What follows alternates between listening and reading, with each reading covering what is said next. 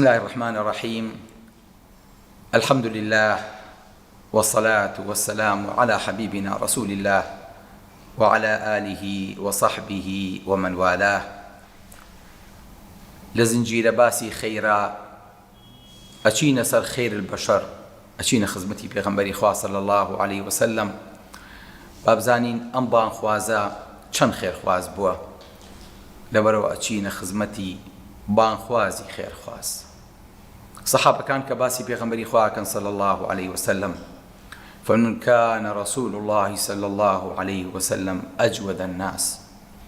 وكان أجود ما يكون في رمضان حين يلقاه جبريل فيدارسه القرآن. الله سيري أمدو خيري أرزو آسمان بيكتري أجن. فما پیغمبری خواه صلی الله علیه وسلم چاکترین و بخشندترین کسی بوو. لە ڕەمەزانیشا بەخشندەیەکەی ئەوەندەی تر زیادێ کرد لە کاتێکا بە خزمەتی جبریل ئەگەی. پێکەوە دەرسی قورئانیان بۆ یەکتری ئەخوێندەوە، ئەو مامۆستا و قوتابی بەسەر یەکا قورئانیان ئەخوێندەوە لە چ مانگێکە؟ لە مانگی ڕەمەزانە. کەلامی چێ؟ کەلامی خالق. دوو کەس سبحان الله کەلامی خالقێک کە ئەرز و ئاسمان پێکەوە ڕەبتەکە لە مانگێکی خەیرە ئەبێت چی لێ دەرچێت. بۆیە پێغەمبەری خوا صلی الله علیه وسلم لە ڕەمەزانە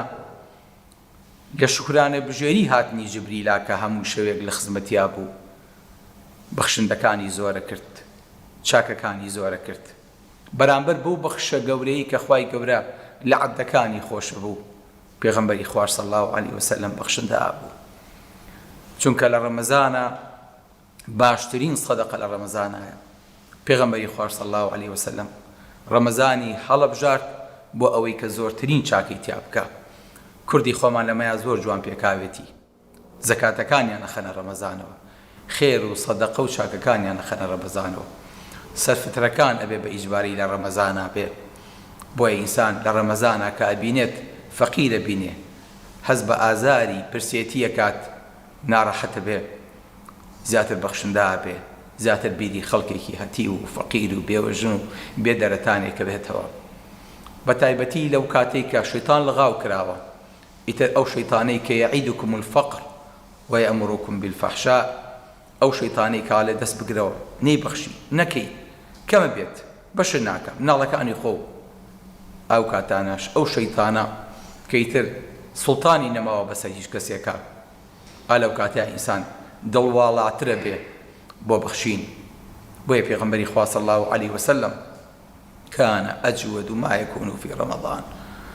لە ڕەمەزانە زۆر خێرکردتر بوو لە کاتێکا قورئانی خوێند، کەواتە قورئان تەنها بۆ ئەوە نییە کە بیخوێنین و جێبەجێ نەکەین. قورئان بۆ ئەوەیە هل بدايته كدسبيك الذين يؤمنون بالغيب ويقيمون الصلاة ومما رزقناهم ينفقون. هل لقل آية كان في غنبري إخوة تفاعلك كتفاعلك دي بخشي شوني بخشي. فكان رسول الله صلى الله عليه وسلم أجود بالخير من الريح المرسلة. بغنبري إخوة وكبا بسر خلق آهات وأشون با شون بردواميت هيش كسيك للزاوية وهتاوكو آسمان لەڕۆکە و هەتاوەکو ئاژەڵ کەس لێی پێبەش نابێ. پێغەمبەری خوا صلی الله علیه وسلم هەموو کەسێک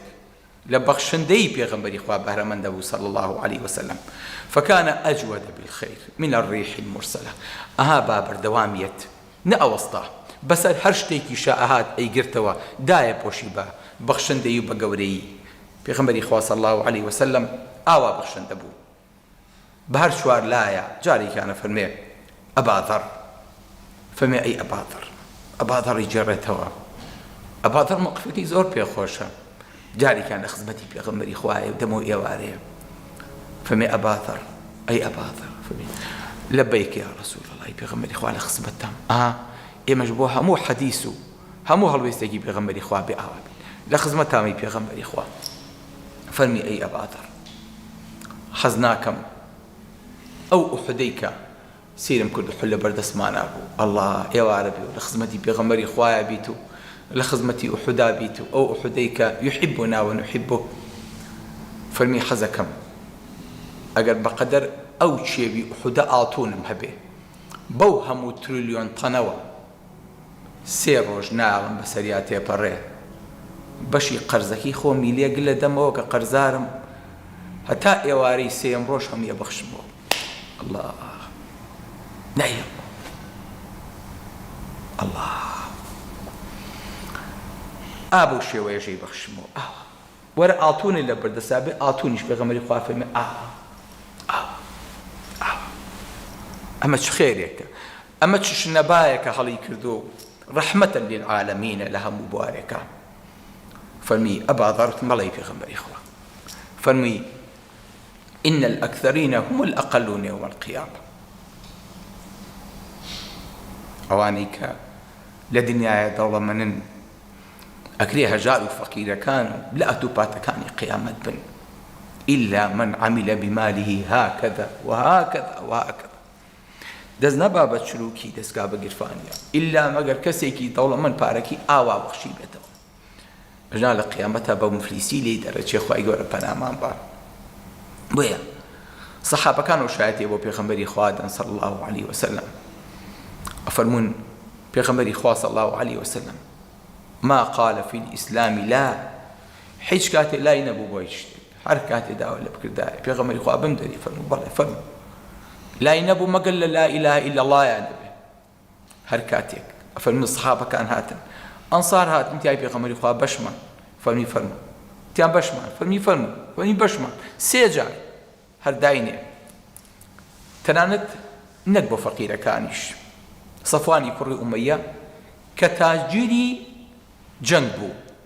تاجیری چەک و تەقەمەنی بوو پێغەمبەری خوا چەکی لێ قەرز کرده بوو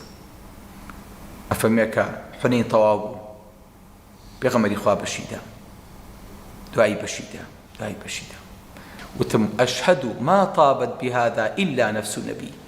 والله أما نفسي پێغەمبەر نەبێ کەس ناتوانێ ئەم پارەی ئاوا بەخشێ ئەم هەموو پارەیە ئەزانم پێغەمبەری خوا تەنها لە حونەینە چی دەستکەوت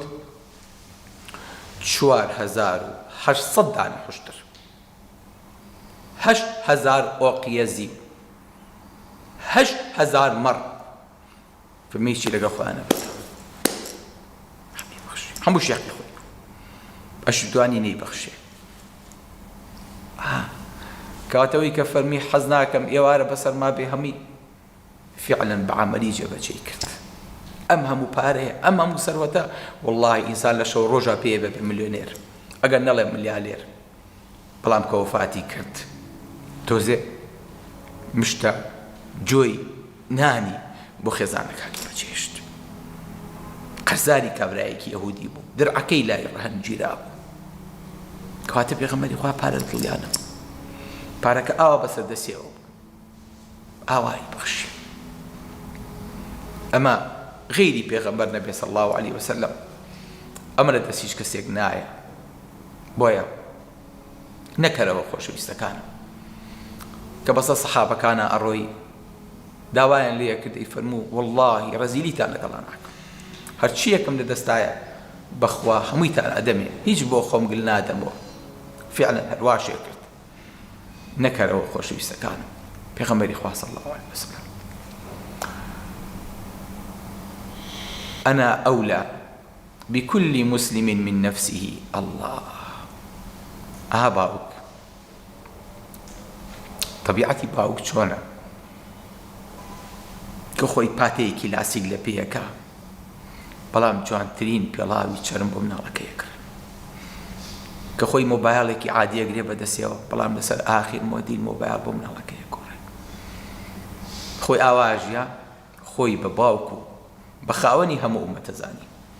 فەرموو ئەنا ئەولا بكل مسلم من نفسه من بەبایەخترم بۆ هەموو مسلمانێک لە خۆی من بەخەمترم لە خۆی بۆ خۆی الله جادی قەتیم حەدیثە بن من ترك مالا فلورثته هەر کەسێ پاری بەجێهێشت ماڵی بەجێهێشت عافێتی بێ بۆ خۆی مناڵەکانی بۆ خێزانەکەی بۆ میراتگەرەکانی بابی بن هەر کەسێکیش قەرز و هەتی و بێوەژنی بەجێهێشت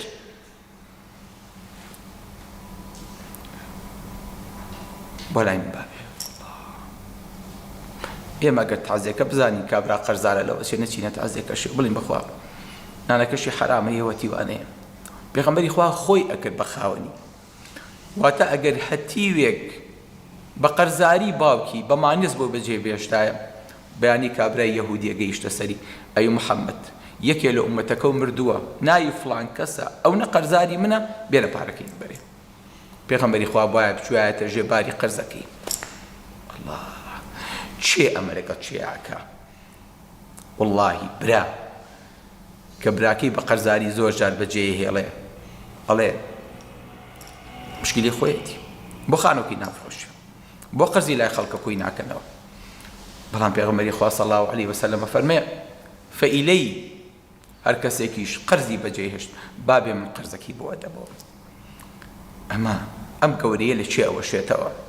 کە خۆی کا بە خاوەنی هەموو میلەت مزگەوتێ نا دوان نا لەگەڵ ڕەکایەکی لێ بقەومێ هەموو ئومەتەکەی پێغەمبەری خوا صلی الله علیه وسلم هەتا پێغەمبەری خوا خۆی لە ژیانە بوو ماڵ و مناڵێکی بێدەرەکانی بەجێ نێهێشت بوو خۆی قەرزی هەموو موسڵمانێکی شێدایەوە سەیری ئەم نەفسیەتە بەرزە سەیری ئەم بەخشینەکە سەیری ئەم دڵواڵاییەکە کە بەس لە خۆی جوانە صلی الله علیه وسلم ئەڵێ ئەوەی دەرامەت ئەبەخشێتەوە تۆوی چاکەی لێ ئەوە شێتەوە خوا قەناعەتی دا بە بەندەی خۆی ڕووی جیهان ئەبێ بە موڵک و باڵ بۆی هەڵ ئەگەر خوای گەورە قەناعەتی با بە بەندەی خۆی هەموو دنیا بێ بە ماڵی ئەو بە سەروەتی ئەو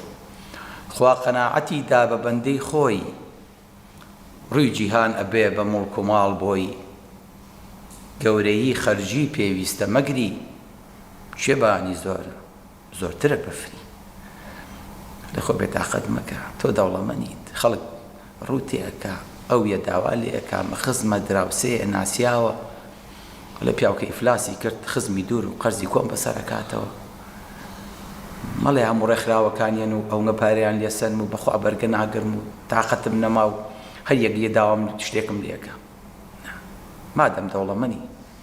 مادەم سەربانە زۆرە بە ماڵی نیشە بێ زۆرتر بێ